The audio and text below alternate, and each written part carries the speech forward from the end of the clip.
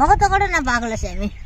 அதாவது குழந்தை பிறந்ததுக்கு நீங்க போய் பார்க்கல, ஆஸ்பத்திரியில போய் தங்கல இருக்கல கூட மாட்டாங்க, உங்க மேல கோவம், குழந்தைய பார்க்க விட மாட்டாங்க. இருக்கும்போது இன்குபேட்டர்ல பாப்பா இருந்துச்சு. ஷீலா வந்து மயக்கத்துல இருந்தா. எனக்கு வந்து வாழ்வாதாரத்துக்கு எனக்கு என்ன இருக்குப்பா? பையன் நான் இருக்கேம்மா.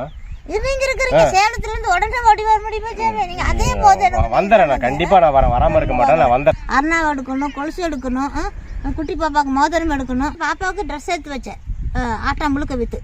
சரின்ட்டு ஆட்டாம்புழுக்க வித்து அதை எடுத்தேன். இந்த மாதிரி தான் எடுத்தேன். இதோட மோசமாக இருக்கான்னு சுடுகாட்டில் தான் அந்த பிள்ளை வளர்ந்தது. நைட்டு 5 மணிக்கே நான் போயிடுவேன் அந்த பிள்ளையை வளர்த்துறதுக்கு. ஒரு ஹாஸ்டல் 2 ஹாஸ்டல். இப்போ எலி தூக்கி அப்படி போட்டாச்சு. எனக்குள்ள மனசு வேதனை எனக்கு மட்டும் தான் தெரியும், ஏசப்பாவுக்கு மட்டும் தெரியும். யாருக்கிட்டையும் சொல்லவும் மாட்டேன், காட்டிக்கவும் மாட்டேன். இது மாதிரி தலகாணி பலூனுன்ட்டு இந்த மாதிரி எந்த பொண்ணுங்களுக்கு இது ஒரு தடவை சொல்கிறேன், என்ற மகள் மட்டும் நீங்கள் வாங்கிக்காதீங்க. சீராவோடைய குழந்தைய திட்டுறா, அவனை திட்டுறதுக்கு நீ யாருடா வெங்காயம்? உனக்கு அறிவு இருக்கிற அறிவு கட்ட முண்டா? ஏழைகளை கண்ட உனக்கு எள்ளுண்டையாடா? உனக்கு அறிவு இல்ல?